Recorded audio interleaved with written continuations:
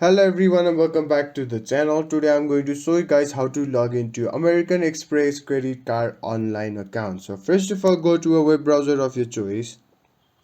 Now what you have to do is simply go to the website, that is americanexpress.com. Simply go to the website americanexpress.com and you will see an interface like this. Now what you have to do is simply tap on login at the top right corner of the screen. Simply tap on the login at the top right corner.